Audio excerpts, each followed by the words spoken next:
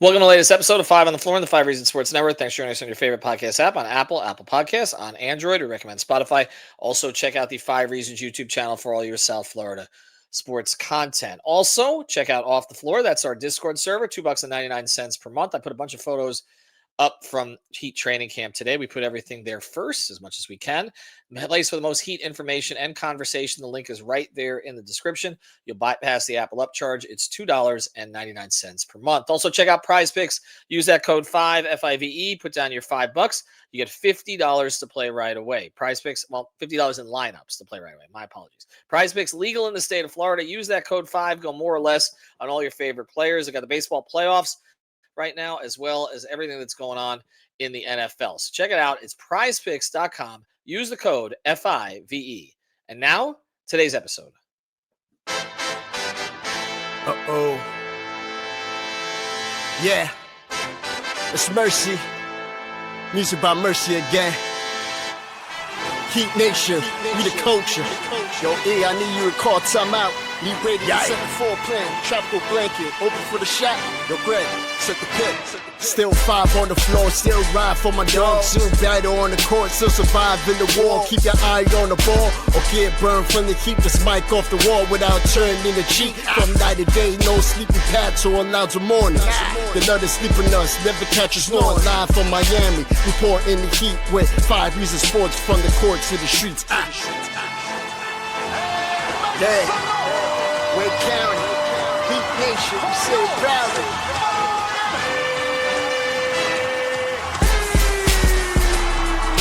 Welcome to Five on the Floor, a daily insider show on the Miami Heat and the NBA, featuring Ethan Skolnick, Greg Sylvander, Alex Toledo, Brady Hawk, and others from the Five Reasons Sports Network. Also, make sure to subscribe to Off the Floor for the most heat anywhere.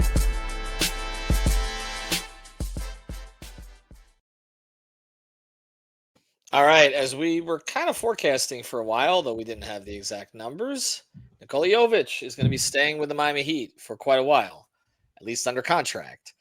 An extension for Jovic, who we're going to run this episode actually with him. It's funny because I think I might have asked him about it. I'm not sure. So we probably should have run the episode first. But Nico sat with us at Media Day and talked about his progress and where he fits and all that kind of stuff. He has also told others he wants to be a starter. Well, he's kind of gotten paid sort of borderline starter money here. So obviously the Heat are committing to a player who they like in his 4th season. Jovic has had injury problems. We've documented that. He's also had trouble sometimes finding the right role with this team. But the talent has been there, and also the work ethic has been there over the past couple of years. And it's funny because, again, I wish we'd run the episode first, but he acknowledged us, Greg, that to Alex, Brady, and I, that he lived across the street his rookie year, and he would like just sort of pop over right before practice, like not even like wash his hair or anything like that. Just and that things have changed. Okay, that he's shown more professionalism. Erik Spoelstra spoke of that at Summer League. So let's go through the numbers right here, and let's go through what this means, because there were 3 players we talked about that could possibly get extensions, right? Well, Davion Mitchell got re-signed in the offseason. That wasn't an extension. But then it was Jovic, it was Hero, and it was Powell. A Hero one's going to wait. We know that. I think Powell's waiting a little bit longer here. Jovic gets done, and again, not a huge surprise to us, but the kind of move that shows that they're leaning into their youth. It's really I was surprised that the news came today. I'll be honest. I had heard that there was rumblings that they were talking, and I'm just surprised at the numbers. Shout out to Nico for getting the bag. We don't have final details on the contract, but what has been reported so far is a 4-year, $62.4 million deal. That's coming off his rookie contract. And for me, like that's a really great number for him. To me, it shows that the Heat are looking to him probably to be a starter or at least contribute like a starter. And at his age, he's nowhere close to his prime. So I think it's a good investment. Obviously, it changes the expectations with him now. It also changes the patience level, I think. I think people are going to want to see results. But shout out to Nico for getting the extension. This is one of the cool stories where the Heat bet on their developmental program, took a shot on a prospect that was super talented but raw and needed to be developed, and to see the results of him getting an extension and now being a player that openly walked around media day and said, I want to be in that starting lineup. Like that's the type of confidence that I think the Heat need. And so that it's refreshing, and I'm happy for Jovic in his camp. Yeah, I mean, I think most people who followed us know that I've liked him as a player pretty much from the start. The question was just, how is he going to be used? And the first thing is he's obviously put in the work in the weight room. We've discussed that. You see it.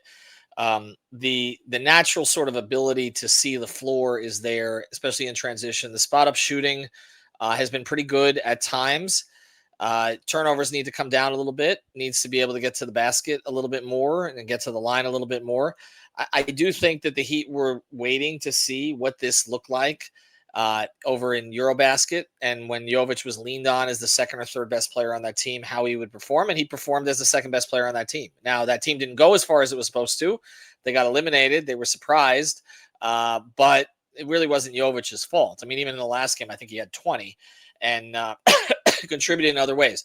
There are other things he needs to get better at, sort of spatial awareness on defense. We saw some of those problems in Eurobasket, so that needs to improve.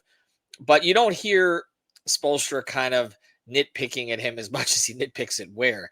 He nitpicked at Ware again today. He was asked about Ware, and he said there are flashes. We need to get more of that, from him. So it does seem like there's been a little bit of elevation in terms of how they view how much they have to sort of push one guy as opposed to the other.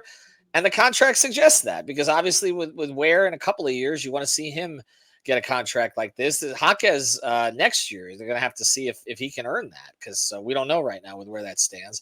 And certainly after last season, it doesn't look as likely as it did after his rookie season. But look, I'm happy for Jovic. He approaches the game the right way. He's a guy that likes to have fun. His teammates love him. Jimmy, let's give Jimmy some credit here. I know I don't do that often, but Jimmy took Jovic under his wing. He did. Remember, he went and visited him at the G League. I remember talking to people around Jimmy, and they thought when Jaquez was getting hyped up, they thought that Jovic was the guy that had the chance, to be sort of a borderline star. And so a lot of people have seen this in him. I know Adam Simon's thoughts on him. Obviously, he drafted him, but I know he's been a big champion of him since. So I think this is all positive. It's not a huge contract. I don't think he's going to fall on his face. The question is, can he exceed the contract? Can he become a guy who you can count on for 15 and 6 and 4 or something along those lines? And the rebounding is a big part of that. Can he get the rebounding up consistently? Because that's been something else that hasn't necessarily been there. So this is a bet on potential, but it's a bet on potential that they've seen in-house. And this is how they're going to have to operate for a little while. Until the star comes, they're going to have to, get these guys to a level where they're comfortable extending them at a semi-reasonable number. This is not a bargain, but it shouldn't necessarily be a bad deal either, provided that Jovic becomes what they hope he will become. I'm glad that you brought this up. They need to obviously not overspend on some of these contracts. And I think the Nico deal, it looks like it's about $15.5 million per on average. To me, that's starter money. They're going to need everybody, if they do extend them, to play at or above the number that they extend them at. Like that's just going to come until you get a superstar that makes it easier for everyone. You're going to need everybody to be collectively like greater than the sum of the parts, if that makes sense. So I think that they're betting on Nico, and that's a fun part of this. And also, as you mentioned, the rebounding and his role, he keeps growing. I thought it was funny when they had Jaquez on his tippy toes in the picture with Nico, and still he looks shorter than him. Who knows? Maybe Nico will eventually be a 7-footer in the Heat lineup. And a 7-footer starting at the 3 would be nice, because that would be a whole different kind of lineup than we've seen the Heat roll out before. We'll get to more of this on the other side. We do want to mention a great sponsor of the 5 Reasons Sports Network. It's ZBiotics. Okay, I got to tell you about this game-changing product that I use before a night out with drinks. It's called pre-alcohol. Why pre-alcohol? ZBiotics pre-alcohol probiotic drink is the world's first genetically engineered probiotic. It was invented by PhD scientists to tackle rough mornings after drinking. Here's how it works. When you drink, alcohol gets converted into a toxic byproduct in the gut. It's a buildup of this byproduct, not dehydration, that's to blame for rough days after drinking. Pre-alcohol produces an enzyme to break this byproduct down. Just remember to make pre-alcohol your first drink of the night. Drink responsibly, and you'll feel your best tomorrow. Every time that I have pre-alcohol before drinks, I notice a difference the next day. Even after a night out, I can confidently plan on doing a podcast without worry. Get that pre-alcohol. Fall is here. That means it's time to enjoy cooler weather and some drinks out with friends, whether you're enjoying a pint at a fall festival or a spooky cocktail at a Halloween party. Don't forget to drink a pre-alcohol before drinking. You'll be able to celebrate and still wake up feeling great the next day. Go to zbiotics.com/on-the-floor. That's on the floor to learn more and get 15% off your first order when you use on the floor at checkout. ZBiotics is backed with a 100% money back guarantee. So if you're unsatisfied for any reason, they'll refund your money, no questions asked. Remember to head to zbiotics.com/on-the-floor and use the code on the floor at checkout for 15% off. Okay, so now with Jovic in the fold, we turn to watching others. First thing, I don't think that this necessarily means he's going to start. Like I understand he wants to start. I've been pushing for him to start. I know you felt that Ware might get the start at the beginning of the season. And I think that, again, Hero being out pushes it a little bit more in Jovic's direction to get some of that playmaking in the starting lineup. But I don't necessarily think the contract mandates he start. For fans, it might. They might be like, well, they're paying him $15 million to come off the bench. So we may see a little of that. But I don't think that's necessarily where this is headed. Do you? I don't think it's guaranteed. I say starter money, but truthfully, he's right about at the league average. Yeah. So I mean, I guess you could say that also could just be a player that is a contributor in your rotation. But when you're betting on a young player like this and you're going to keep building his game, he's put in the work. You see him changing physically, like that's going to continue to evolve. And by the way, Anthony Chang just reported that there's no options in this extension. Okay. So that's they've locked him in for a great number of, 4 years is longer than most people are getting contracts, I guess is what I'm trying to hint at.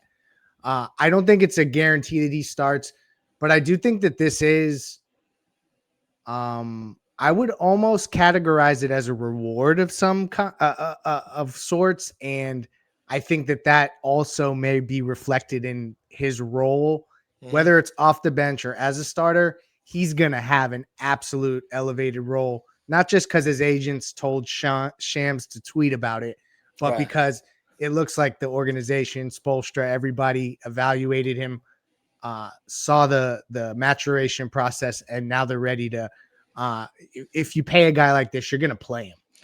Well, it's a reward and a projection. It's both, I think. And I think that's kind of where it's at. And look, he's going to have to play into it. And I've said he's got to be an X factor on this team. Like this team needs what he can provide. They don't have a lot of one-on-one creation. So they need guys who can see the floor and basically make plays out of nothing. Okay. With a pass sometimes as well, or in the open floor. Okay. And transition, which is something that he's better at. We know that Spoelstra wants to get to early offense. We commented on this the other day in the last podcast, but Spo said players are full of crap when they say we want to run. Well, Jovic is the guy who said to us in the podcast, he was the first one who said we need to run more. So I think that's the direction again that this is going to head, is get him in there as one of their core 4 or 5 players.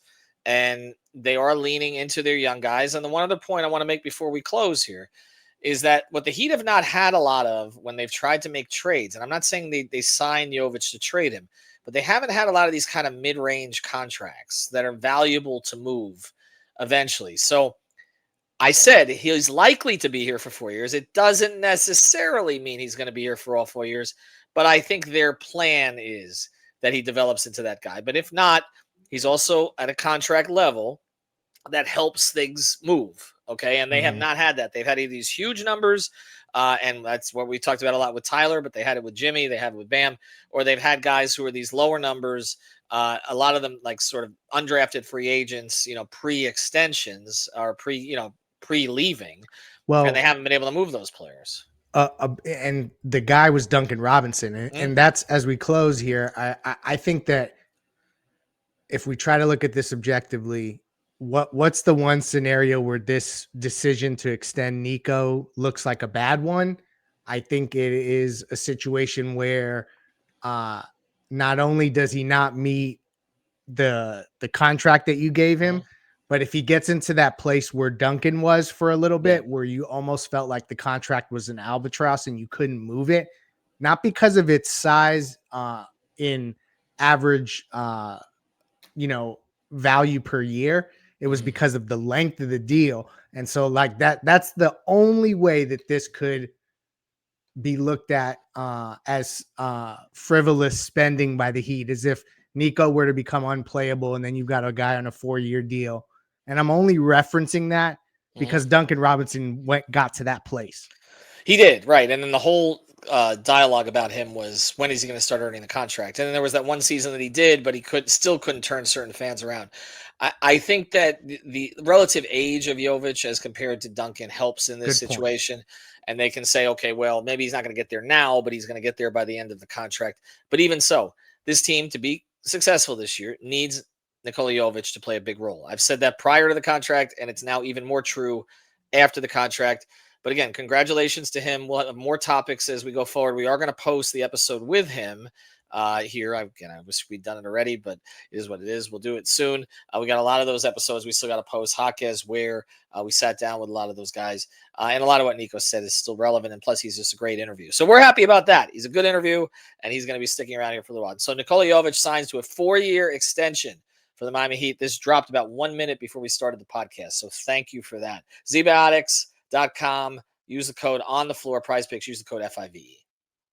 Thank you for listening to the 5 on the Floor on the 5 Reasons Sports Network. After all, someone needs to listen to my dad.